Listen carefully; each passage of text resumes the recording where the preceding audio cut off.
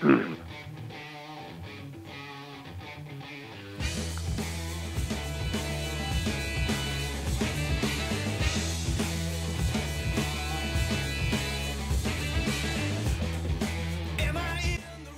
everybody, welcome to Real Talk 447.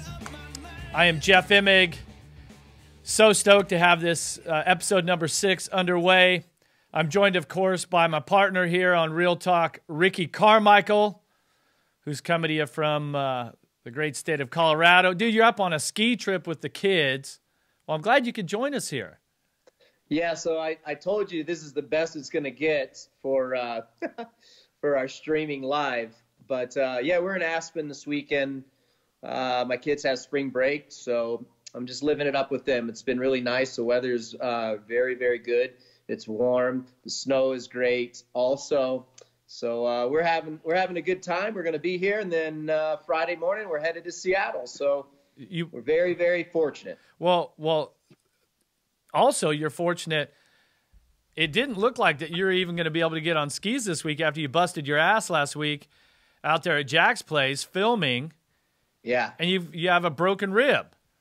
Well, I have a broken rib, a massive hematoma on my side. And that's a bruise for those of you. Dude, I was so devied about it. I'm like, we got this trip planned, and then here I am. I run out of talent. I bust everybody else's chops about running out of talent, and there I go doing what I preach everyone not to do and give everyone a hard time for doing. So what'd you do? I'm hanging What'd in there. you do? I'm good. I'm definitely not going out of my comfort zone. That's for sure.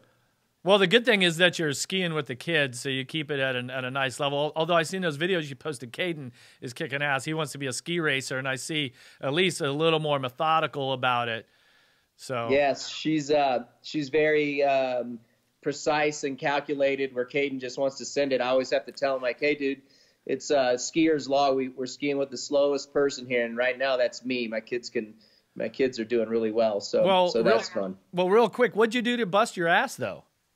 Well, we're filming for a little project, and where we're filming at, it's a really cool location, but the lanes of where we're filming are really narrow between like pine trees. And as I was doing this massive jump, for some stupid reason, I wasn't being aware of my surroundings and what I was like, what was going to happen in the air. Well, I was midair over this probably 60, 70-foot double, and I hit a tree branch. It just barely grabbed my handlebars and my front wheel and my front brake. It stopped my front wheel from turning. Oh, that's not good.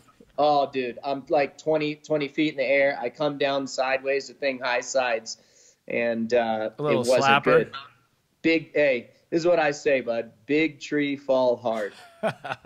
Well, I'm glad you're all right, and it was only a broken rib. I mean, that's how the conversations go in our sports. Like, oh, it's just a little broken wrist or just a little this or that, where most normal people, like, you know, they've never even broken a bone. So hey, you know the bad part that sucks is I wasn't even filming that particular section. I was actually doing some corners, and that was my route back to get. Oh, so Jack didn't even get it on video. No. Unreal. Yeah. Well, hey, I'm glad you're on. I'm glad that you're all right and you're having a great time there with the twins. Dude, you got to be pretty excited about our guest that we have on for today, yeah? Oh, I'm really excited. It's going to be fantastic. You wrote an incredible story yesterday for Racer X, and always has fantastic insight. He does a lot of research. I really like how in depth he goes. He just, he really looks below the surface. I really respect that, and it's cool. Hey, so Dennis Rodman does his podcast from this exact same studio. He sits over there, right in the corner. This our guest is almost like the Dennis Rodman of Supercross, minus the dresses. But so here he is. We got him on the phone. Don't get yourself. I may have worn a dress or two. So he's on the phone. He's the 1990 125 Supercross East Coast champion, former Dash for Cash legend in arena cross. When the crowd, they'd raise all the money for the Dash for Cash, 1 or 2 laps. What was it? 2 laps. All around wild man. He's from Omaha, somewhere in the middle of America. We have Denny Stephenson, the legend Denny Stephenson, on the phone. How's it going, Denny? It's good, brother. I'm very happy to be a guest on your show. I love both you guys. Much respect. Guess. Obviously, you and I have been friends for damn near 40 years. Ricky and I have been talking frequently, through IG messaging, and yeah, I love picking the brain and I love the sport and talking about racing and getting hurt. Ricky, I got a 250 YZ two-stroke about 2 years ago, and I crashed at a local. And hitting the ground at 46 years old it's awe-inspiring. Like, you hit the ground and it just stars, and you're like, man, I am living, but I don't really want to. I broke my hand. I'm like, I don't want to do this again. Yeah, it's not. I broke a bone in my hand last week, or not last week. Last year. Shit, I don't even know what year. I don't even know if it's years or weeks anymore. That's where I'm at. Denny, we're stoked to have you on the phone. Obviously, you and I raced together. The first time was probably 1982. Racing career, you're uber successful at different levels of the sport. But now, what would your title be when it comes to, like, are you a blogger? Are you just an industry shit talker? Like, you're a passionate enthusiast? Like, what do you call yourself? I got called a keyboard warrior yesterday on Instagram, and if you're Eli, you probably call me an asshole. But I'm just passionate. I love about the sport. I feel like I'm a historian, like Ricky said. I've followed this sport since the 70s. When I ran home, I had to get a cycle news on a Monday. I just love it. I'm a strong opinionated, and like you guys, I just really enjoy what we're at, and I love to be able to kind of share my opinions with others. And I'm fortunate to have some friends like you guys and our friends at Racer X that allow me to do that. Well, we're even though you haven't listened to any Real Talk, we hope that you bring it, and this will be I'd rather read than listen. That's weird. Yeah, that's what he's telling me yesterday, Ricky. We're on the phone. He's like, "Can you?" I read more, and I'm like, "Well, I can have some transcripts made, I guess, and you can read the damn show." Anyway, write this thing down? Huh? Can you just write it down? I'll read it. I don't know why. Yeah, I'll write it. Do you like printing or do you like cursive? Could you give me a magazine? I don't know. I'm still stuck in the 80s. Yeah. All right. So we're gonna dive into it, dude. This guy. So we just had round 11 of Monster Energy Supercross from Indy. It was a pretty exciting main event. Ricky, you were there calling the race for NBC. The top storylines kind of lead with Musquin finally wins, executes a perfect race. I think he's lucky that Webb had a few issues, but Baggett ends up second, so he gets another podium. Webb keeps the red plate, loses some points to Marvin, but he gains some points on Tomac. And so there's two sort of storylines here, and the real conflict, the real talking point to me comes between Webb and Tomac. And I think, let's just start with you, Ricky. What's your thoughts on that? Well, for me, and this will be redundant to Denny because we talked about it a little bit yesterday, but for me, I think it was a moral victory. If I'm Cooper Webb, I'm more scared of Eli Tomac and him getting on a run than I am of Marvin Musquin, because we all know what Eli is capable of. We've seen him do this several times in years past, so he has the data to back it up. On the other hand, not to take anything away from Marv, but he just hasn't been able to go on those runs, and he'll win one weekend, and then the next weekend he'll run 6th or 7th. Now, he hasn't done that this year. He's been up front a lot.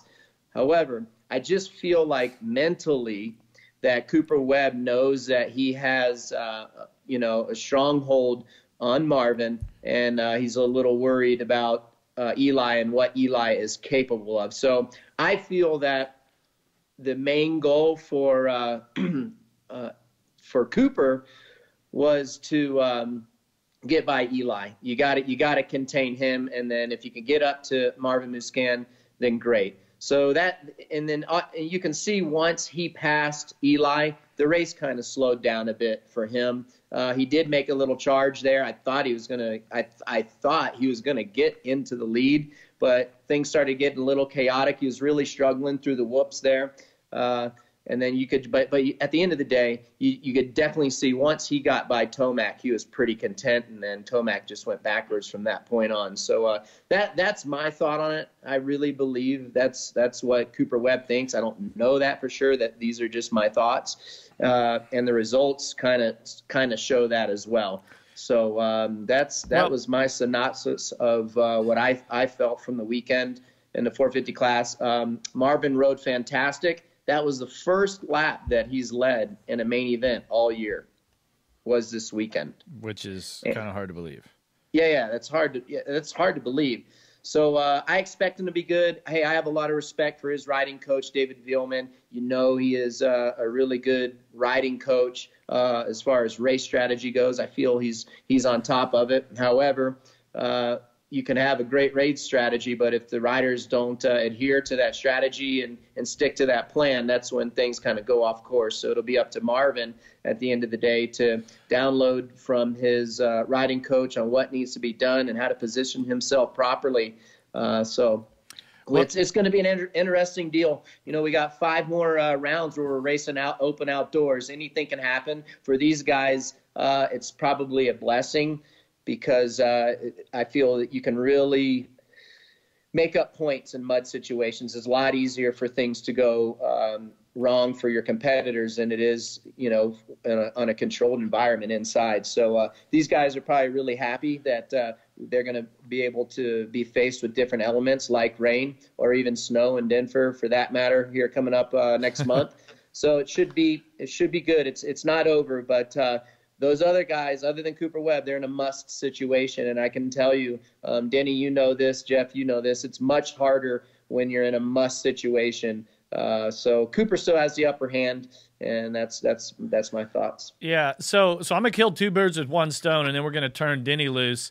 I'm gonna pull ahead one of the listener questions because it's directly about Webb and Tomac and what happened at Indy. So Just Palmer on Twitter says, Ricky, do you feel as if Cooper Webb should get docked the 2 positions for violating the rules and jumping the corner to get ahead and block past Eli Tomac? I'm gonna let Denny take this because, Denny, the post that you had, I want you to read that post that you put up about this, that you put up on your Instagram.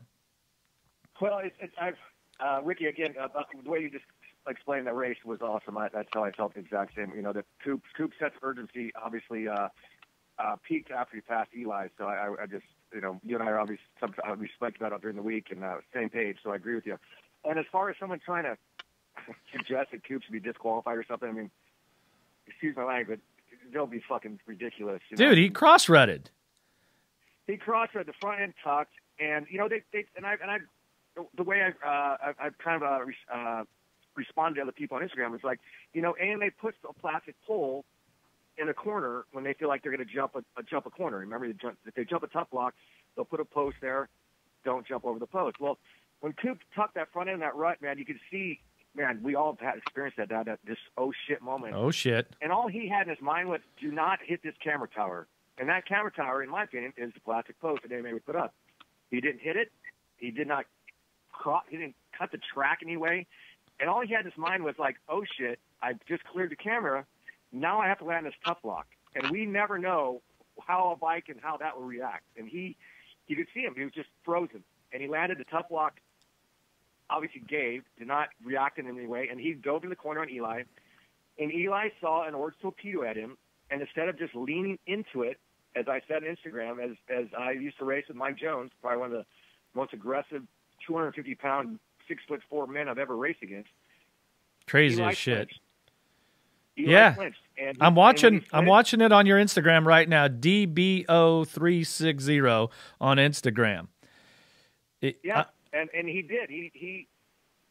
You either own the moment or you are a reaction of the moment. Yeah, it's like he just pulled out of the way. Reaction. And Eli is always a reaction of the moment. You know, I think I bust his chops a lot. It started, like I said on my post, it started out with Motocross Nations, and then it just snowballs. He is the story, and it's not negative. I don't root against him, but he is the story constantly. When you can go out and whoop everybody's ass in Daytona last week, and then react like he did to Coop diving on him, and then drop 15 seconds. I mean, yeah, it was 15.2 at the finish, and that was. I mean, it's truly an anomaly of our sport, and you and I spoke earlier today, and I don't know it. I don't understand it. No one does, and it's not a criticism of it. It's critical. He's the story. So, I mean, Ricky, have you ever? He his career is almost more entertaining and week to week than Coop winning. You know, it's just weird. Yeah, and and it's not like we root against Eli, but it's, you know, the guy has been so great at times, and then he has an off night. I think he was lucky to get a fourth by the way that he dropped off the pace. Somebody accidentally posted on my Instagram last year or 2 years ago and actually called him Elito Mac. And for me, it's almost like a doppelganger. Elito Mac is the opposite of Eli Tomac. It is like Spawn of Spider-Man. Like, it's the evil side. Like, when he's winning, he's Eli. When he's losing, he's Elito, and no one understands where Elito come from. Yeah. I mean, it's so mental, this sport. There's so many things that you have to put together just besides going fast and managing this championship. And, like, now we're right there in the meat of it. Now you're starting to see a little light at the end of the tunnel. We've got how many races left? That was 11, so it's be 12. So it'll be seven left, right? 7 left? Seven. 6 left. Is it 17 rounds or 18 Six. rounds? Six Left, to go. 6 left, yeah. Yeah, we got 3 motocrossers in the room. Who can add up 7, 11? Who can subtract 17, 11 from 17? Hold on, let me pull up my calculator. Yeah. Hey, I'm going to ask the listeners. So I've actually continued my education, and I've been doing these diagnostic tests for on-track school. So there was a question on this diagnostics that was 13 plus blank equals 6. And I'm like, okay, well, that I assume that it's -7. My sister's a math professor. I called her afterwards because I got the answer wrong. And I called her, and she goes, yeah, that should be right. -7 should be the answer. But I don't expect either of you guys to get the answer, even though Denny was probably pretty good in math. But I actually liked math. I told my guys I missed it. When I was going to go to college, I was going to become an accountant because I knew she was like a little old lady, and I knew if I told her I was going to race motorcycles for my life, that she would probably have a heart attack. Hey, Denny, I got a question for you. So you didn't speak much about for the whole series. It's been the 4 guys. What's your view on Roxon? Like, well, you didn't speak much about it you didn't say anything on your column yesterday. Tell me where you're at with him. You're right, man. I mean, obviously, you know Ken very well. You know, he raced your team, won titles. I think he's a hero. I mean, what he's came through injuries. You know, I broke my navicular, raced with it broken for an entire year. When I came back, I was just never the same. You know, my ultimate hero, Rick Johnson, broke his wrist, had a fuse, and it ended his career. And I was really shocked that Ken has been able to do what he's done, from coming back to put his wheel in Webb's rear wheel and shattering his hand, and still coming back. I think he's an ultimate hero. But it's mental, man. And as you guys know, when that last lap, when you have someone right on your ass, you have a point of like, where you almost feel like you're going to throw up in your mouth because in your helmet, because you're just like, fuck, I got to do everything perfect. I have to be spot on. I have to be clutch. And it just seems that Ken still has that little bit of twinge of doubt in his head, where he doesn't change the way he's riding because of the last lap. I think he still has a little bit of a fear factor of like, if I push it, I don't want to fucking crash. I don't want to do something stupid. I don't want to get hurt again. And it seems like that he did that with Anderson a couple years ago. He did that with Webb this year. You have to change your up a little bit in that last lap, and I don't think Ken is able to figure that out yet. He's still a little mentally broken, I think, although he is obviously killing it. And now it seems like these last few rounds he's fallen off the pace. He's kind of dropped, got some bad starts, a little bit of bad luck, and now I think he's in his head. Honestly, I think you can be your own worst demon, and I think that is his problem right now. Yeah. Well, yeah, I'm right there with you. I mean, the mental side of this is so difficult, and especially because now you're in the grind. I mean, you're hammering out week after week after week to travel. You know, everyone's got a little bump and bruise right now. You got to be a little bit lucky at times, like Webb's been. I want to go back to Tomac here, and information from the Supercross Research Department, who graciously gives us info each and every week. But Ricky, on the rundown I sent you, you know, what stands out to me when you look at most all-time wins in the 450 Supercross class, of course, McGrath's got 72, Stewart 50, Ricky, you have 48. is that Tomac now has 24 wins in his career. Okay, the next rider down is Jeff Ward at 20. So every rider that has 20 or more wins in the premier class has at least 2 championships. So he's got 24 and no championships. And the next guy down from that with no titles is Bradshaw at 19, Wyndham at 18, Mark Barnett at 17. And then what also stands out with this is Jeff Stanton has 17 main event wins, but he has 3 titles.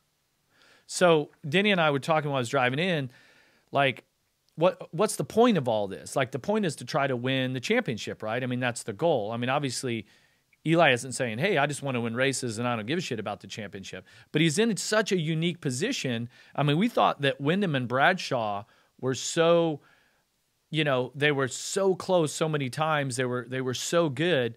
And now Tomac has gone and blown that win total, blown it away. Well, I'm surprised he hasn't improved from the past years racing against Dungey, what he learned from Dungey, correcting. Denny, you and I talked about this, correcting mistakes that you've made from the past. I figured that what he had learned, what he had done wrong the previous years, why hasn't he been able to fix this? I feel like the bike is good enough. I feel like, Monster Energy Kawasaki has given him a good enough bike to win on. Let's put it that way. And it is. He's won 3 times this year. So I just think he has to figure it. I'm surprised he hasn't figured out to learn from his mistakes from the previous years that he's made when he went on all those runs and just couldn't close it out. That's really, dude, I like Tomac. I love his family. I have a lot of respect for them. This doesn't mean, this had nothing to do with that. It's just, he just hasn't been able to close it. And why is that? I have no idea. He hasn't been able to improve on the mistakes he's made in the past. And if I'm his riding coach, that's what I'm going to be working on with him is, dude, this is where we didn't answer the bell last year, and damn it, we're going to fix it this year. Well, that's the problem. Ricky, you have no experience with this. If you want to learn about not closing things out, you got myself and Denny on the line. So we're the right, Denny? No, I understand clearly, and that's why I love picking Ricky's brain, and I told him and asked him to share more about himself on his telecast, on the broadcast, because what Ricky's been able to accomplish and is legendary and unmatched, and to understand what's in Ricky's head when he's doing it is always interesting. I love picking McGrath's brain when we were laughing one time about we were coming back from Orlando one weekend, and I'm like, dude, how are you doing this? And he's like, dude, I have no idea. It's so easy. I'm just out there riding. And for someone who runs, 8 tenths like me in my career, it does. I find it fascinating. And to be able to watch Eli do what he does with such an up and down, it's just I don't understand it, and I like to bust the balls a little bit. And like I said, it started out with the Motocross of Nations, and now I just write about it. I'm more as a confused fan of just like what is going on with this guy. And then and the craziest part is that Eli responds to me. He sends me messages every once in a while. And this last one, he sends me after this week. He calls me Little Denny. He goes, I always have the last laugh. And he sends me a screenshot of the wins.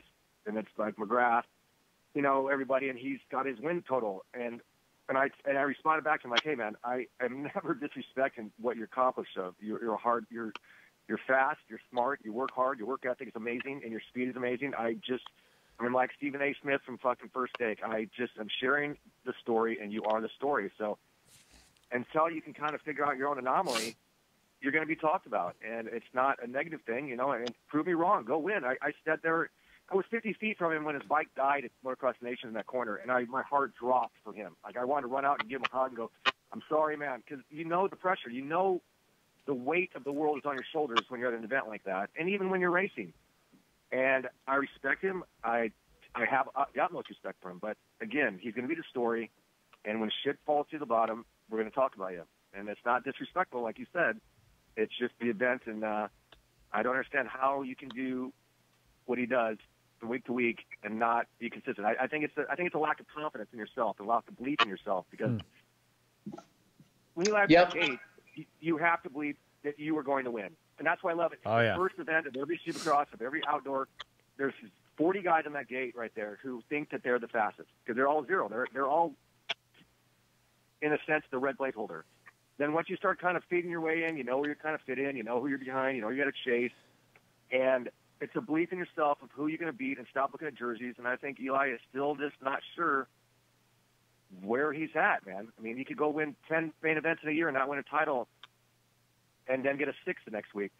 And no sense of urgency when you crash sometimes. It's just weird. And as long as he continues that, he will be the story, and we will continue to talk about it. Yeah, it's really a bummer, because you almost want him to do well, because you're like, dude, figure it out, man. You know, like you got this, and it's and that's just, why I told him, I go, dude, I would love nothing more than you to prove me wrong and go win. Yeah, I'm with you. It's just, like you said, we're just telling the story. Yeah, exactly. You're just telling the story. The dude can ride a dirt bike. You know that. You respect the shit out of him as a racer.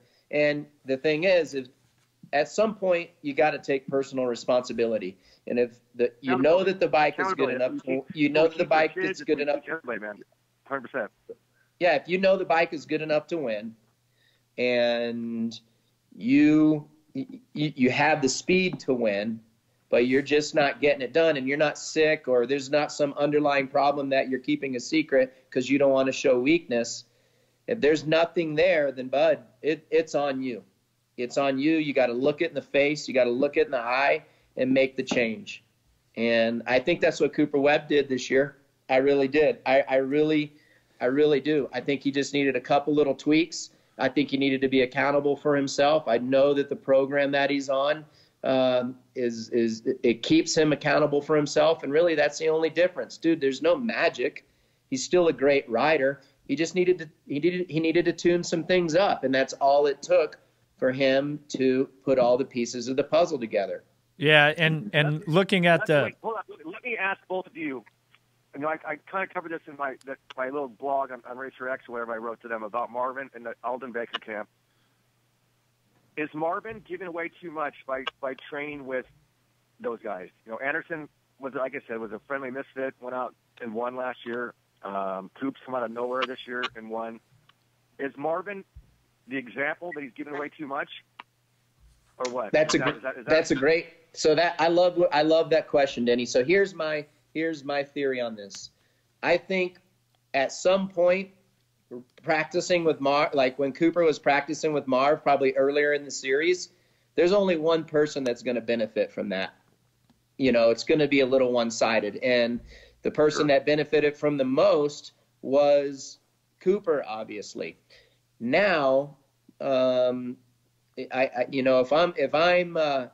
Marvin Musquin, dude, I'm going and riding somewhere else. I'm not gonna help my competition. Well, that's what Anderson did last year.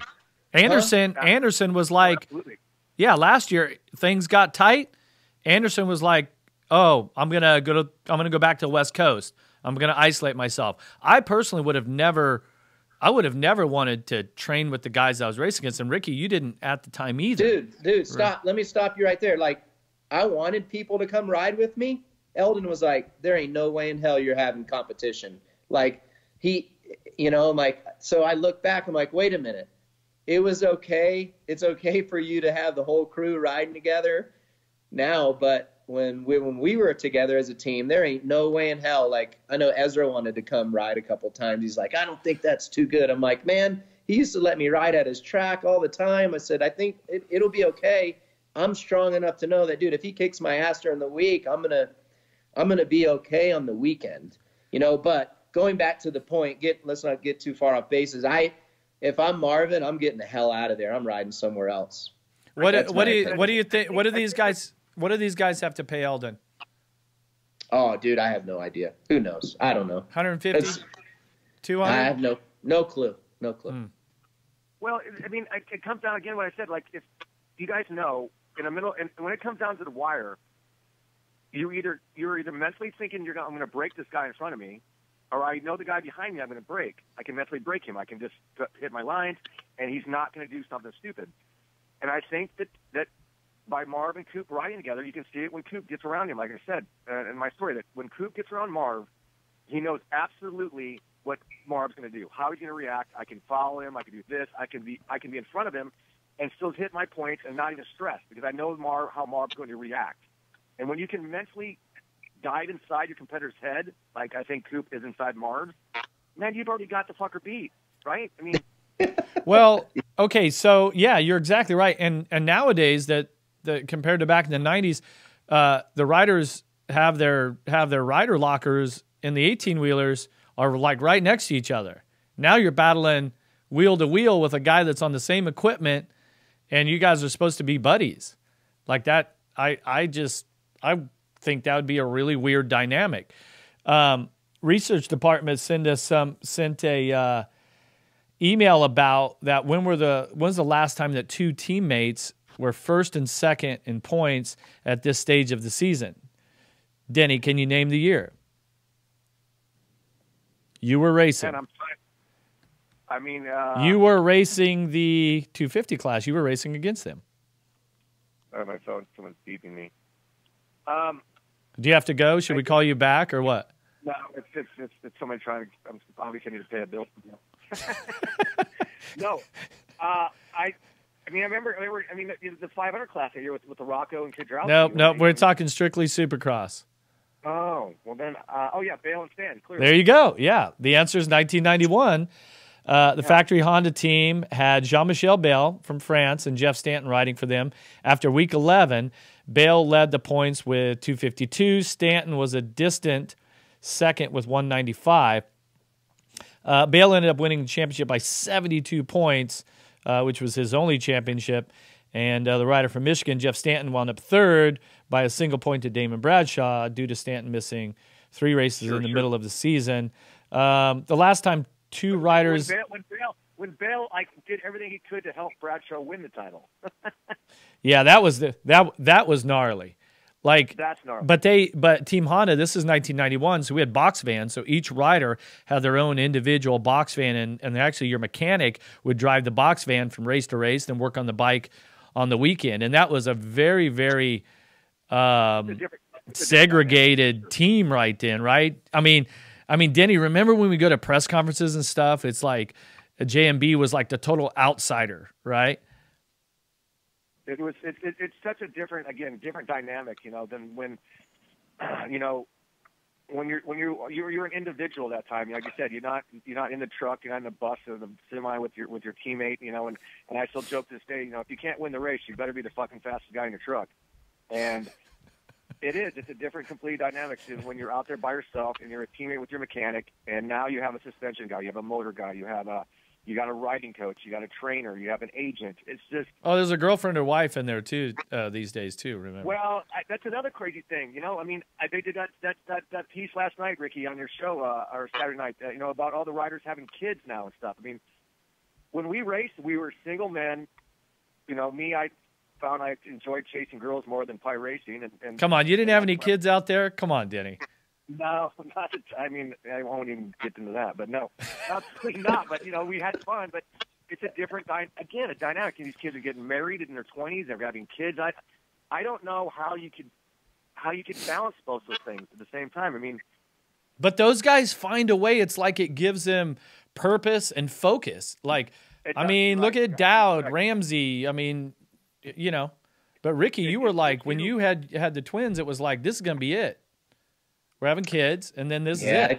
I think for some guys, it's just more. It's less of a distraction. It kind of gives them some solitude, and they're able to stay focused because they're not out chasing chicks, and that takes time to do that. It's a little easier these days with social media, I'm assuming, but I feel that they really, it helps them. It's one less thing that they're worried about. And it makes them comfortable. So that there's definitely has been a lot that has changed on that side of things for sure. You've heard it from Ricky. You want to win the title, get a chick, get married, have a kid, get focused. No? Yeah, it just blows my mind. Yeah, I don't. When I race, that's all racing is such a selfish. I mean, being a professional athlete of anything, I mean, is such a selfish moment. You have to. How do you share everything you're doing with when you have to just focus on yourself and your talent and your work ethic and your. Well, and I mean, else. yeah, and you got to tip your hats to the wives, girlfriends that Absolutely. that support these riders, because I mean, yeah, it's all about you, and the world revolves around you. And then, birthday, Mother's Day, Valentine's Day, it gets to be their day, maybe Christmas, but then again, you're ramping up for the Supercross Championship. Right. So they make some Absolutely. sacrifices for sure. It's a team effort. It is to be successful, to have the people around you believe in you, to support you, give you confidence, are your anchor. I mean, it is. I mean, the more you can get around you, the more positivity you get around you. Obviously, I think you're going to reap more success for sure. Well, we're gonna. Hey, I was talking this about someone. I can't remember. Trying to think of who it was, but I know that I've been pretty confident, and I was one of the guys that hopped on the Webb wagon at the beginning of the season. But I'm still I don't have this sense of security yet in Cooper every single weekend like I had with Ryan Dungey or Ryan Villapoto. Because he hasn't done it yet. Yeah, exactly. So you have nothing I to still back on. I still feel like, hey, something could happen or something can go wrong, or is he going to toss one away? Where I never had that feeling with Ryan Dungey. I never had that feeling with Ryan Villapoto. So it's still fun for me to watch, and I still get anxious and anxiety for all these guys when they're on the line, and what's going to happen. Where when you have multi-time Supercross champions, 2, 3, 4 championships, you have so much confidence in them. I mean, I'm assuming you guys are the same with guys like Dungey and Villapoto and, the current time, I would say. So he still has some convincing to do for me. He's got to close this thing out. And if we go into if he closes this thing out, then maybe next year you can always count on him as kind of like a Dungey or a Villapoto. The dude is going to be there. Yeah. So do you guys have that same feeling? Are you still kind of are you wondering? Final comment, Denny, and then we're going to wrap up this Supercross part here, this Webb thing. Ricky and I, you and I were messaging at week 2 or 3 of Supercross, and I was asking you the same questions, and you said it very well. You said that, hey, Coop knows how to win a championship. He knows how to manage a title, and that is huge. But then I asked you again, is the difference between a regional, obviously it's completely different from a regional, but outdoors, 24 motos, it's what he'd done 2 years ago, or 2 years in a row, and then in the Supercross, 17 rounds, man, that's gnarly. But I still feel the same way, that I still have a question, he could grenade at any moment in my mind, I think, sometimes. But to watch him ride each and every week, when he jumped on that 450 every once in a while when he was running 250s, man, he was an animal. I saw Damon Bradshaw, East of East, North Carolina. This kid is going to be magic. And then he tipped over that corner at the Motocross Nations, and it seemed like he lost it all, lost confidence, lost himself, started questioning himself. But I think he's got it now. I think he has the belief and he has the confidence when his competition is Marv, who we've talked about. He rides with every single day. He knows what Marv brings to the table. He doesn't have to question. When I line up next to Marv, I know what he brings. I know what I have to do. I know what I can't do and do to beat him. And Eli, he just knows that Eli's going to probably beat me one week and get 6th the next, And Kenny, smooth as butter every week. I broke you twice, man. I've passed you in the last lap. I've gotten your head. I've got you broken as well. And I think Coop right now, despite his inexperience as a 450 rider, I think he's got it right now. I think he's mentally stronger than the other guys, and he knows it right now. Well, yeah. I mean, just to wrap this up, you got another comment, Ricky? No, I'm good, buddy. Go ahead. All right. So every week from the Supercross Research Department, we get a weekly guide. And so the updated Supercross Leaders page, so everything except for LCQ wins, Webb is either leading or tied for the lead. Obviously, he's had 11 starts. His best average finish is a 3.18 to Roxon's 3.6, right? Tied for 3 Triple Crown wins with Tomac. Most heat wins. He's second in that. Tomac, Brayton, and Roxon have 3. But then podiums, Webb, top 5s, Webb is tied for first. Laps led, 88 to Tomac being 59. Top 10 finishes, he leads the way there. Most overall wins, he's obviously got 5 to Tomac's 3. Hole shots, he's tied at 3 with Roxon. I mean, he's doing all of the right things to be in the position that he is. But the points being at 14-point lead right now, this championship is not over. So next week we could be talking about something totally different. Yep. Yeah, absolutely. The page can be flipped at any moment. That's why we love the sport. Whew. And that's it, man. I get kind of nervous because now we're getting there. We're going to crown a brand new Monster Energy Supercross champion in Vegas. Nobody, well, except for Reed, he's out of the points, so he's not winning number 3. But this is going to come right down to the line. So should be good entertainment for all of us. I think we all agree it's been a fun season. And Ricky's there every week and calling it, and the 3 of us are always talking about it. It's been a fun season to be a fan for sure. Nice.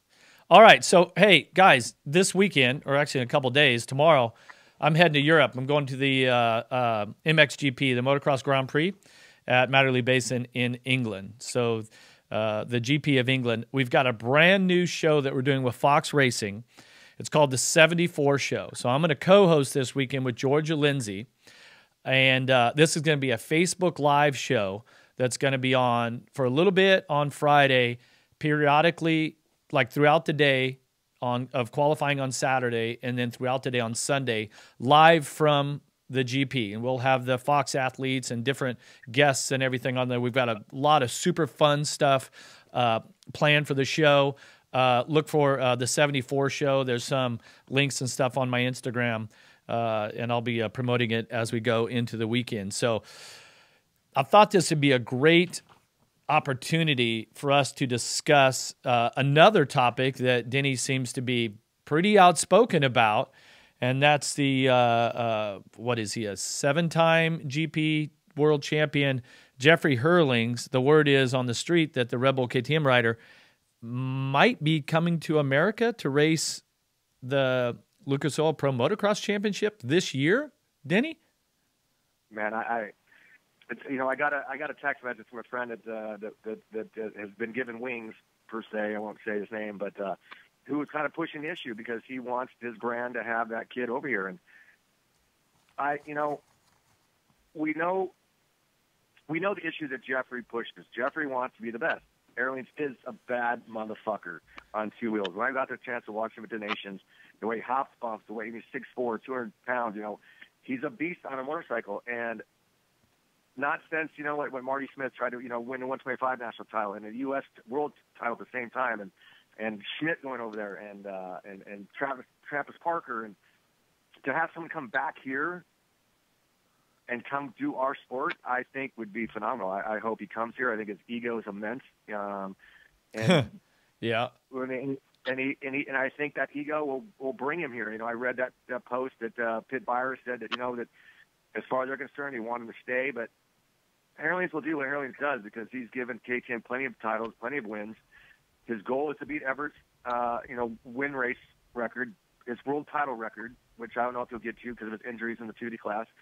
But and his injury right now too. I mean, he got injured 2 times in the 450 class. National title, AMA title to your list, man, because that would be huge. So I hope he comes. What do you guys think? Ricky? Yeah, I think it'd be awesome. I struggle with, Pitt's boss. They're paying this guy. I don't know what the hell he's getting paid. I'm sure it's a nice penny. But if you're Red Bull, you're wanting your guy to. You don't want your money just sitting there. Now, I know he'll heal up, go back out there, and win a lot of races. But if he can't win the MXGP title, send him over here, man. You got TC on lock over there, Tony Caroli, that has a really good chance to win that championship, which, by the way, I think would be awesome to see him win. I'm a massive Caroli fan. I really go ahead. So I think that he should come. I wouldn't know why they wouldn't want, they want to see a return on their investment. I think he could come over here. He has a really good shot at winning, and I think it would be fantastic for the MX National Series for Jeffrey Earlings to come over here and race. It would be a lot of fun to watch the best from Europe and the best in the States duke it out. It would be really, really cool and exciting, and I can't see why. I don't see why KTM would just basically let him sit there. And yeah, he's going to race some GPs, but the title is out of the way. So send him over here.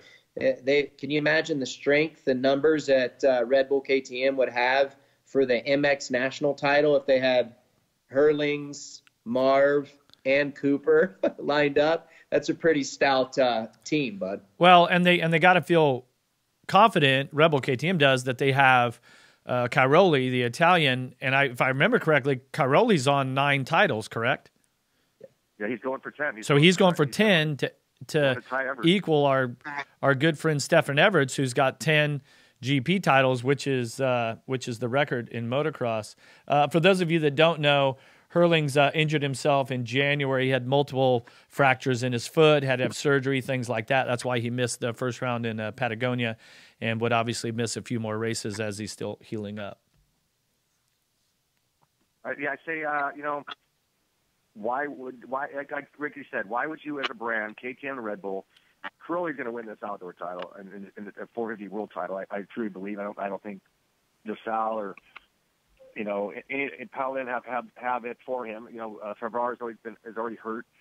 So go let AC go win his 10th title. Why let Jeff come back, Airlanes come back and whoop and Caroli's ass and yet still have AC win the title? Just bring him over here, man. And because I still don't, I'm not sure if Coop or Moskin still have anything for Tomac outdoors. I mean, we might bust an Eli out indoors, but outdoors he seems to have a plan and seems to understand that. So if you're KTM Red Bull, why not bring, like you said, bring a third over to try and win this title? Yeah. Okay. So I've done the Motocross of Nations broadcast every year since 2012, 2013, something like that. And of course, the Americans' record at that time was still pretty dominant. There's a year here or there that Team USA wouldn't win that event. But there are certain journalists and whatnot in Europe that are constantly bragging about, oh, well, the Europeans are the best. The Europeans are the best.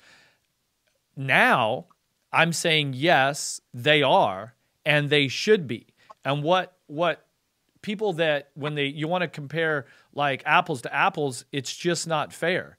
Unless you ride Motocross of Nations and you have to ride motocross well into September and early October, other than that, when Lucas Oil Pro Motocross is over, your ass is back on a Supercross track. And you ride Supercross all the way until Vegas, and you might have a few test sessions in here and there.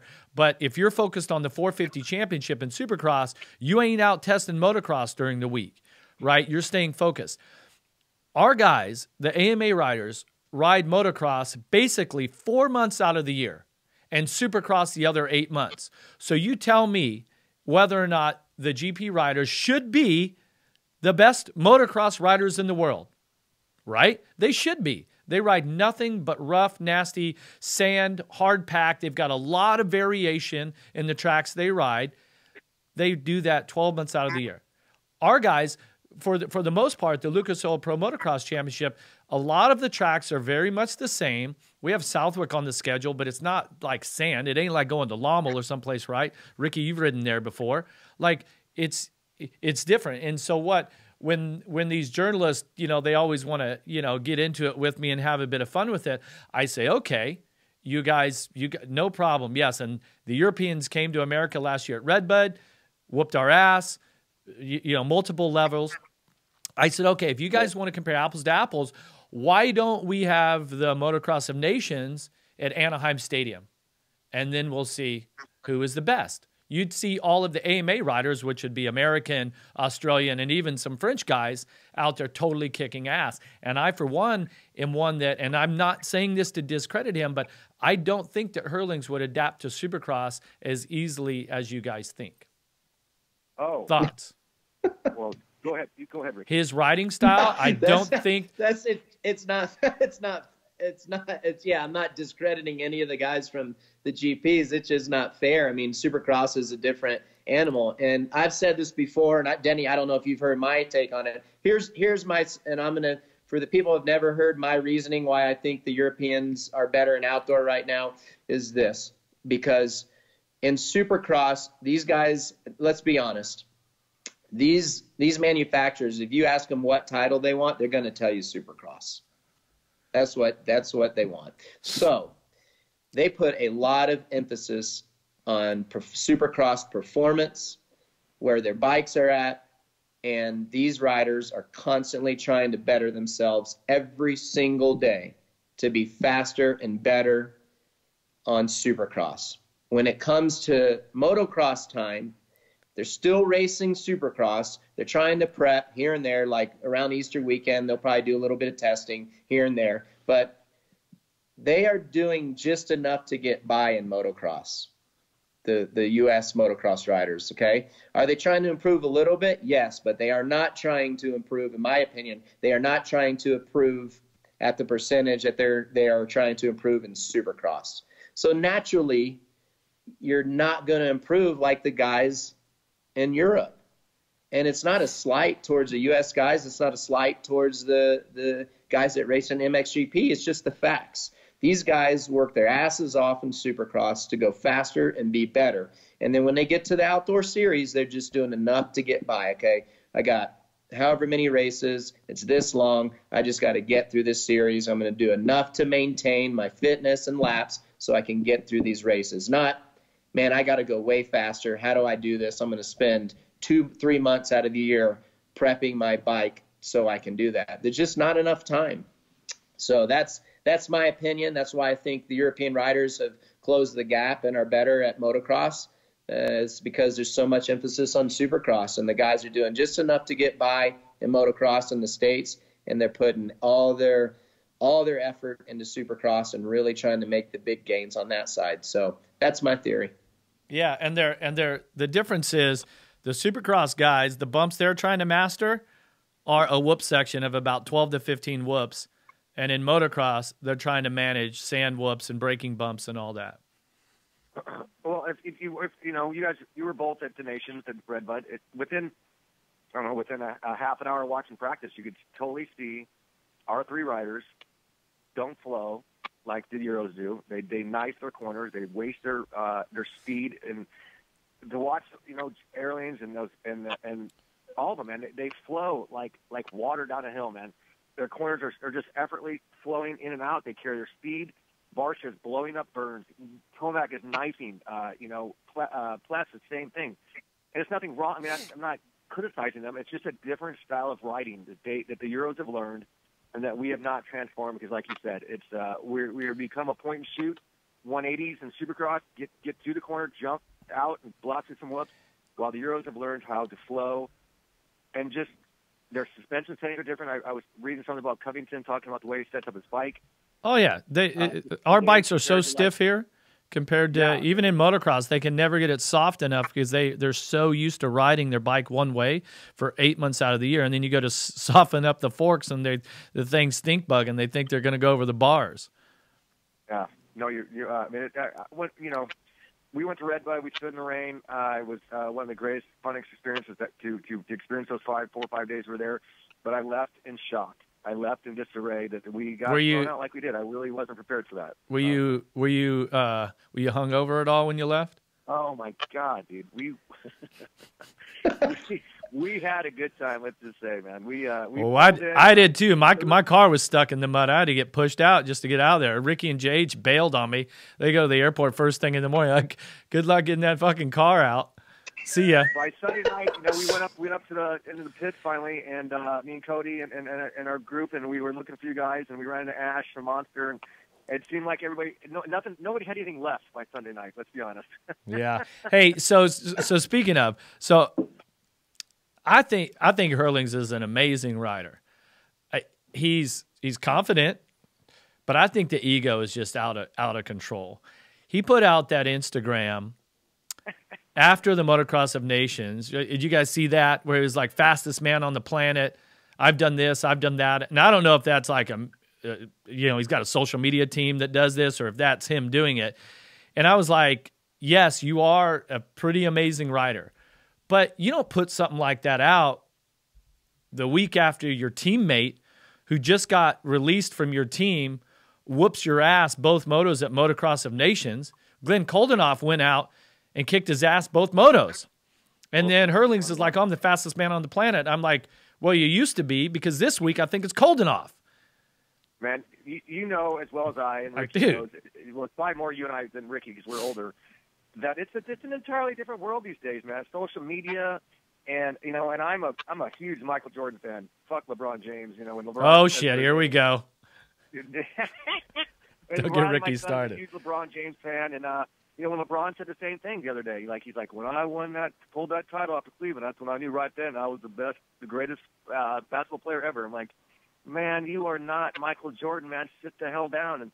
But you have to proceed yourself in a media aspect of positivity, and if you're dealing with a group of fan base who don't know exactly what came before you, that you can bamboozle them, you can fool them, and in the social media world right now, as far as Jeffrey's and Airline's fan base, they think, oh, well, this is what he's saying.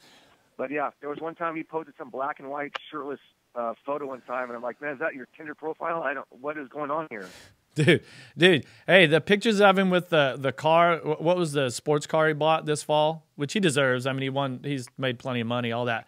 And I was like, I don't know, it just rubbed me the wrong way. But I also thought, I'm like, dude, this is the same as those stupid pictures that I took with my motorhome, as Ricky calls it, my bus, out on the dry lake bed. It's like, I think back, like, what a dumbass I look like. And I kind of think the same, like, where's the humility? I don't know. When you are the best, you are the best. And right now he's crushing it. And, Ricky went out 110-0, and in those ads, with Rick Johnson, that's why I loved Rick so much, because when he was naked at Fox, you create a brand, and the kids creating a brand. And Denny loves naked photos of men. Stop posting naked photos. Athletic photos. The thinking man. Naked, in a pair of boots. Dungy did the same thing. With Fox. Not naked. It's not. We're talking like weirdness, but yeah. So it is. It's a different time, man, and I agree with you. Just let your results speak for themselves at the end of the day. Yep, exactly. Okay, exactly. And so then hold on. We're going to continue on. You guys brought up Jordan and LeBron James, and Ricky was pretty adamant. I don't know, it was last week's show or whatever, when he brought up the topic with LeBron and Jordan. Come on, Carmichael, you've been spewing this. I made my stance last week. Jordan every day of the week and twice on Sunday, bro. All day, every day. There's no question. It's not even debatable, dude. He's 6 for 6 in the finals. He's 6 for 6 in the finals, and he never missed a playoff appearance. He's Michael Jordan. He was one of, and I'm probably biased because he was my hero growing up. But dude, come on, it ain't even close. So you guys know my Jordan story, right? You know my experience with meeting him, right? No. So, it was in Vegas, right? Oh yeah. So we're living in California, and Michelle is my ex-wife. My son's mom is doing the Umbrella Girls, and she is. We're at Fontana for a road race. When MJ had his jump sport team, whatever the hell it was, and Michelle is the Umbrella Girl for one of his riders. She's out there doing her deal. The races take off, and the representative comes up and goes, "Hey, Mike would love for you guys to come up. Budman's with me. My son Riley, Michelle, my ex-wife, and we're like, they invite us up to Michael's suite. We walk up, dude. I knock on the door, and that motherfucker is standing at the door. And meanwhile, I'm wearing a Smiths T-shirt, and he's like, dude, you got to take that shirt off, man. Because he's an Oakley guy, obviously, I'm like, what? Are you serious? It's the only shirt I have. He's like, well, okay, but you're going to have to drink a beer. And so, man, we sat there and drank beers with him. took a picture of my son on his lap. We bet on the races with Miguel Duhamel at the time. Bud Matt, he was the most amazing. I mean, he was my hero. He's like a god to me. So, I mean, it was the coolest thing ever, man. And that's my story. Wow. That's awesome. Dude, drinking beers with Jordan. Drinking beers with Michael Jordan, man. I tell you, it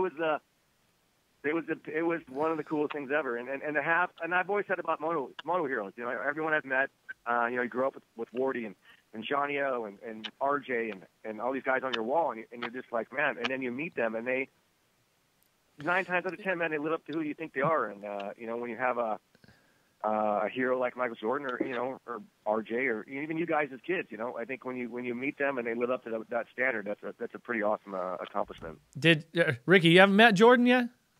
I did at Daytona, probably the same year Denny did. He still had his race team going, and I met him on pit road one time. Nice. Huh. Well, I haven't met Jordan, so maybe that's maybe we could have him on the show sometime. He's probably got a little bit of spare time. He would. I bet he would do it totally, dude. If you just got the right people and you got connections, well, he would totally hey, like I said, Dennis Rodman does his podcast from right here. We might catch him one day and just bring him on in. So, well, we partied with him in the days. Remember? We did down in Newport one time, didn't we? I don't remember it, but we were there. Remember the Grayson Goodman Tip and Hoe parties in Dallas? He was at. Dennis was there. I didn't go to any of those in Dallas. So yeah, of course you didn't. Yeah, yes you did. Don't lie. There's no pictures. It didn't happen. It's not on Instagram, is it? It's not on Instagram. It didn't happen. All right, so we're gonna have story time with Debo just a little bit later. And I've got one for both of you. So when it comes, oh boy, here we go. We saved the best for last. All right, so we got 2 more listener questions that I want to get through. So our buddy Doug Stone from Kansas City, D Stone 373. You guys better spit some real talk at ET3 this week. He fucking quit. He will never be Supercross champion. Webb owns their asses. Now I just wanted to get that in there. We've obviously covered that. Doug feels pretty strongly on that. Well, it definitely seemed like he quit. There's no doubt about it. I don't know if there was an underlying issue. Maybe I'm being nice and giving him the benefit of the doubt, but it was unacceptable if nothing was wrong. If nothing was wrong with his motorcycle or him physically, yeah, at his level and the caliber of rider he is, yeah, that kind of performance is unacceptable, especially after last weekend's win at Daytona, the toughest track of the year, toughest race of the year physically. So 100%. Do I think he's capable of winning a Supercross championship? Will he do it? It's going to be tough. You know, I'm not saying he won't, but it's going to be extremely hard. So he has the ability to do it. Whether he does it or not is up to him. But this past weekend was unacceptable. If nothing was wrong with him or nothing was wrong with the bike, and we won't find that out, or we may never find that out until this weekend. Denny? I mean, you can't doubt the guy. Like we've all said, he can go on a run at any moment. You know, he's not that far behind Coop. I think it's more a matter of doubting Cooper than believing in Eli, and I don't think Cooper will allow that. So I don't, not saying that Eli will never win a title. I don't, you know, he's fully capable of it. He's a champion. He's won plenty of races. It's just like you know, Ricky said, and you won a title as well in Supercross Pro. It's managing the title, and Eli came in this season, I think, with a much more calm demeanor, which I didn't realize he was hurt at first, but I think he realized it. Like I think they all realized. Look at what Dungey has done. Winning races does not necessarily win a title. Let's manage this race. Let's run top 5. Let's run top 3. Ken did it. Marv was doing it. And out of the blue, freaking Cooper Webb starts winning more races than they did, and is still running top 5s every week. And I think they're a little shocked by that. Yeah. Well, there's certainly going to be at this point of the championship, you know, with 3 riders, now we're starting to really split the fan base between 3 different groups, and so people are going to get real opinionated here in the next couple weeks, especially if this thing gets closer. I don't think there's any shot that Marv has this. I mean, Marvin's the closest, but I don't think I agree with what Rick said. I think, dude, he's 14 points back. I don't think Marv has any shot at this. That's 5 wins. He wins the title. He's never proven in the past that he can flip the switch like Eli can do. All That's right. I love Marv. Like I posted that story about Millville when he came in and hung out with the kids, and he's a great individual and huge fan hero, but he's never proven in the past that he can flip the switch and run off 4 wins. He just hasn't done it. All right, that's going to be – I'm going to make that a highlight right there, and we're going to tag Marv on that, give him a little locker room as he told me, I own the bets, but I don't deny the bets. All right. So next question right there along the lines. Oh, no, we read that one already. Sorry. I'm gonna go back a little bit with a story on this one, but Jay Jones Coaching on Twitter, he says, "Hey Jeff and Ricky, we'll add Denny into that. If a rider crashes early in a race, would a rider ever fake being hurt, like in soccer or football, in a race to draw a red flag so they can join the restart, using the rules for an advantage? Would a rider ever take the flop?" That's really funny, and Ricky didn't need to do that because he never really crashed that often. But no, he either won or crashed out. There was no like. Well, earlier you and I were talking earlier. I didn't know. You told me about the Dallas Supercross when you and Budman laid in the first turn, and you talked to each other like, "Hey, let's just lay here." Yeah, I've never ever heard that. Yeah. So Cotton Bowl in Dallas in 1990. So the start was down the left-hand side, and it made a right-hand first turn. And we had a question, or somebody asked this on social media about left-hand starts this week. Step up in the first turn. Yeah, so it was like a backward ski jump. So right in the first turn, there was basically a wall that you had to go up. So we come to the first turn in the heat race. It's just a massive pileup, and I go to get up, and one of my good friends, Buddy Antonez, was racing against. He's all, stay down. So we kind of like stretched out and like laid out across the track in efforts of them like push your bike, like kind of stop, like block the whole track so that they would red flag it. And so then we laid there for a long time. And Denny, I think you were in the opposite heat race maybe because you were East Coast. So I think they split it up East and West. This was an East-West race. And then all of a sudden we're looking at at the finish line guy. He's like, green flag that motherfucker. So now we have to get out of the way. Now we're a lap down in the heat race, and we had both won main events and stuff like that. Like we were capable of winning. And so now we're in the last chance qualifier because we sat there and laid on the track for a lap. Dude. So I don't know. I guess you could, but it would have to be a group effort these days to make that happen. That's a good question there by Jay Jones, though. That's hilarious. Ricky, can you imagine just laying there? Like, hey. Oh, Ricky, we lost your audio maybe. Dude. This guy has technical problems. Yeah, that was I was running out of battery, so I had to put my Mophie charger on here. Oh my God. Now we've lost you again. There, he's back. He's back, ladies and gentlemen.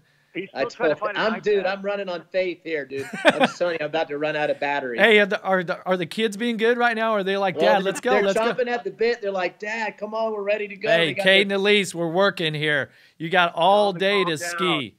Calm down. All right. So, yeah. So, your dad's a goat. Come on, relax. Yeah. Well, you got all day. All right. So, once again, everybody, thanks for your questions. You can send them to all of us on social media.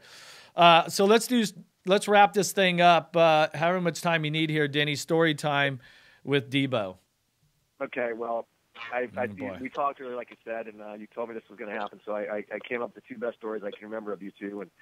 And Ricky and I obviously weren't, we didn't grow up together, different ages and different time sequences. But we've always, I've always thought the world of him, and he's always cool as shit when I see him. And so my Ricky story is this: I went down to one year. Davey Coombs had me drive down to Loretta so I could help announce the races one year. Like, come down, use your voice, let's entertain the crowd, let's entertain the fans, everybody's hanging out. And I'm calling one of the races, I remember, and I'm on the deck right there, that big, their announcer's tower. And Ricky comes up because Ricky's obviously a big fan of the sport. And which year was this? And Ricky is hiding beers. He's drinking beers. Which year was this? God, what year would that have been? 04 or something, maybe. Maybe 04. I don't think I was racing anymore. I think I was with Smith at the time. No, No, I was still racing arena cross. So I think it was when I was doing some of the arena cross announcing. I quit racing in 02, started Smith 03. I think I was when I was just, I don't know, brother. It's the year that... It's all a bit hazy. You made a huge announcement in the beer tent and Rude Boy patio with beer in the stage. Oh, boy. The first beer tent story on Real Talk. Oh, man, dude. So Ricky comes up in the tower and he's drinking beers, but, he's Ricky. He doesn't, he's the bad man, but he's trying to hide them. And he's got, we're bullshit a little bit. So all of a sudden I see, there's one beer hitting me on the chair. Now there's, 3. Now there's, 6. And next you know, we're in the beer tent. Overachiever. What? Overachiever. Overachiever. He's always got to be bigger and better. So then this is it's 2 o'clock in the afternoon, and he's having a good time, which we all do. Later that night, we're all in the beer tent, and I'm good friends with Padjo, his good friend from Oakley and stuff, and I'm like, Ricky, man, just Rude Boy Pad right in the face. And he foams up a beer in his mouth and just spits it right in Padjo's face. And he makes a big proclamation because, he's the Pied Piper. He's the hero of the sport, and he's there being human with everybody. And I just love that about Ricky because he was always, he's winning races. He's being a champion, but he was a man of the people. He's a real dude. You're a real dude, Carmichael. Spitting beer in my buddy's face. Hey, and you still got the Oakley contract. It's still there. Still to this day. Yeah. Still to this day. Pat was so mad at him. I remember, it's like, why did you tell him to do that? And then my fro story is oh shit! This could be God. I'm so fearful of what this could be. There's literally 1,000. Okay. I always laugh about my bachelor party in Vegas. I had a lot of my friends from Omaha, or 3 or 4 of my friends from Omaha flew out with me, and then I have a lot of my California friends come meet us. And so we were leaving on Sunday, me and Bill and my other 2 buddies, and we're on the airplane. We're getting ready to fly back to Omaha, and we feel like the bachelor party's over. I feel like, it kind of sucked. It wasn't that great afterwards. And they tell us that the flight is overbooked. And if you'd like to get off the plane for $400 reimbursement, we will let you off and pay you. $400 reimbursement. And I hit the light. Ding! We're getting off, kids. They were going home. And that's party over, going home. And they had our luggage, so our luggage was gone. So we went back to the Hard Rock, me and Bill and Dave and my friend Mike Daly. We wear shorts and T-shirts, all our shit's gone. And you're still there. You are on a fro good time. That was a good weekend. I wasn't giving up. Weekend. Sunday's pro day, remember. Always, man. So I remember I texted you and said, hey, man, we got off the plane. We're back in town. You're like, well, let's hang out. And so me and Bill, my other 2 buddies were done. They went to grab the hotel like Fairfield or something. Me and Bill went out. Well, we were in shorts and T-shirts. So how are you going to go out in Vegas in shorts and T-shirts? So we went back and met you at your hotel, and you proceeded to give me a leather pair of pants. I'm wearing flip-flops and one of your shirts. My buddy Bill. Well, and keep in mind, I'm like a 31 or a 32, and Denny's like a 34. So you typically wear leather pants tighter anyway. Be real here. 33. Sorry. 33. Well, no, that's what goes back to Bill. Bill's a big guy. Bill's like 6'2", 195 pounds. And he borrows a pair of your white linen pants. Oh, that's when I had that white linen suit, this Armani suit. It was white linen. Exactly. And Bill, it was the only thing we had. So he puts them on, but he can't button them. He cannot zip them up or button them up. So he just runs his shirt longer. And so I don't even know if he had a belt or whatever, but that's. No, he did not. He grabbed a black button up of yours. By the end of the night, the white linen pants were please soiled. He could not button them up all night. He'd blown the elbows out of the shirt because they were so small. Oh. Well, yeah, and so that's the mistake was going ding and going, okay, we're going back. For full transparency, that in hindsight, that's the next morning, I woke up and went, I need to make some changes in my life. And you did. And I did. It wasn't exactly right then, but about a week later, I went sober for a year. I'm like, for a year, this shit's got to stop. Yep. It was that much fun. I went sober for 2 years, and and you do. Sometimes the rails just go off, and it's a fun time, and you enjoy it, and the stories are great. But That one is one of my favorites for sure. Bill owes me a linen suit, an Armani suit, because I'm not sure I got that back. Dude, so that night we went to the House of Blues because it's industry night, and I'm never forgetting it. So we had taken so much ecstasy that night, we were just rolling our asses off. And we'd ran into some people we knew, and the girls were like, hey, we're going to go. You guys want to come out and party? So we're like, oh, yeah, it sounds like a good idea. So Bill and I go to the parking garage of the House of Blues there, wherever it was at. And for 20 minutes, we're just laughing and like chasing each other around. And before we realized that they left us. They're not coming back. Yeah, that was an interesting weekend all around. Oh my, what I can remember of it. You and I have had some stories, I'll tell you. Yeah. You missed an era there, RC. You lucked out. I don't think I was. It would probably still be like that if I didn't. Yeah. You fucked it all up, Ricky. Let's be honest. He just did right now. We just lost him. We just lost his connection. So we'll see if we can get him back to say goodbye. But for sure, I mean, Denny, things like, and then it was only, wait, what year was that again? What? The bachelor party? 99. So yeah. So not long after that would have been when I got in trouble in Lake Havasu and Kawasaki fired me, and that's kind of right at the same time was when, not long after that was when Ricky decided to team up with Eldon and take the training and the dedication, the commitment and all that totally to the next level, right? And so it's kind of like, that's when the music died. That's when all of a sudden, we went from being these like rock stars to Ricky took it to a level where they wanted to be professional athletes. And it is, and you and I have, you're my brother. We've had some of the greatest times, the most chaotic times, and that was when, and a lot of fans look back at that '90s era with Jer and everybody as quite some fun times. And well, they look at it like people are saying like the golden era, and maybe it's just because for us it was the '80s. I mean, leg gaiters and white gear and Glover and the pink gear. John, I mean, I'm with you. All of our heroes, whether it was Wardy and RJ and Hannah and Barnett, I mean, all those guys.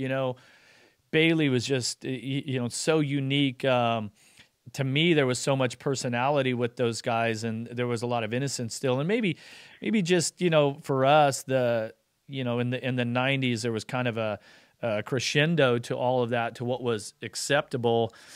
And then everything changed, right? All of the energy drink companies came in, and you've got major brands like Chevy and Geico, and a lot more was expected of the riders. Certainly the introduction of these like super agents and representation brought in all the sponsorship dollars. And then all of a sudden, stuff like that, we realized that it wasn't really good for consistency of winning races. Like, we had a lot of fun. And so then we definitely seen that in the 2000s that we've seen a trend of once a guy figures it out, he stays on a string for a while, right? Well, Crunchy Demons of Dirt clearly changed the aspect of our sport. Freestyle coming in, the personality, the videos, mode, Triple X. Yeah. Well, because people have seen behind the curtain, right? The first Crusty Demons of Dirt, when we were riding mini bikes in the backyard, right?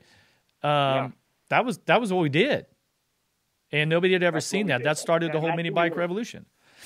For sure, like you said, when you can let the fan base behind the curtain and see who you are on a daily basis, which is where social media is at today, but it's so politically correct today. Nobody wants to kind of expose themselves. The kids are not.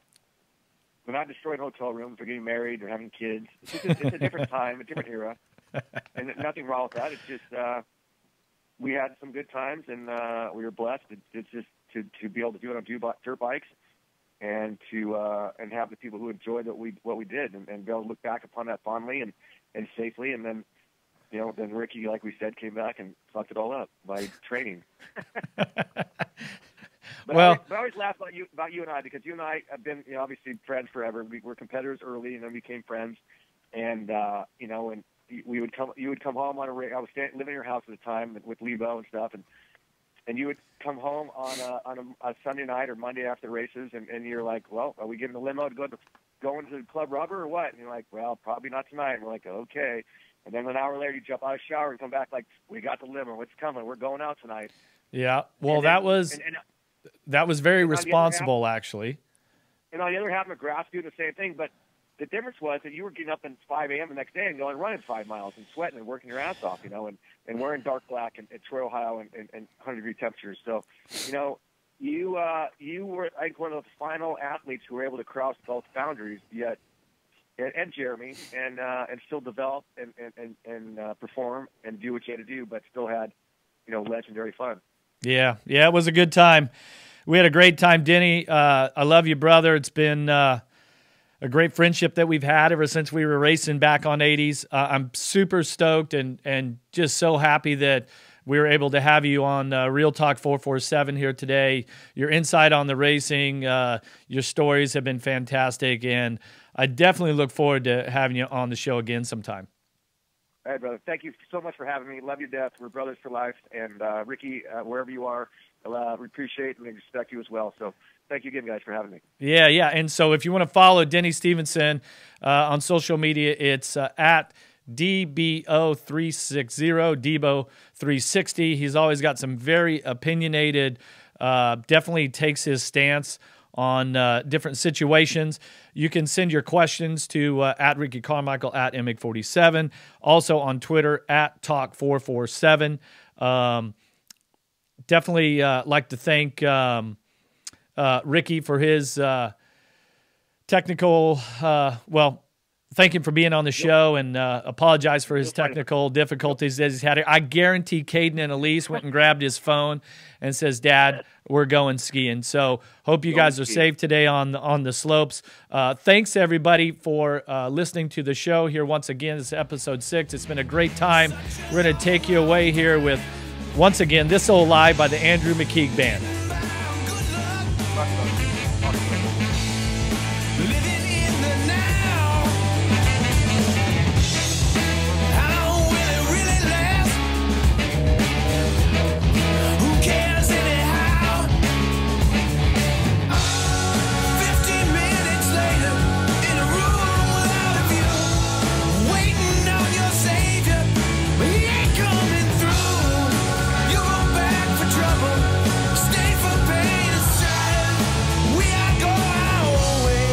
Living this old life. Thanks, everybody.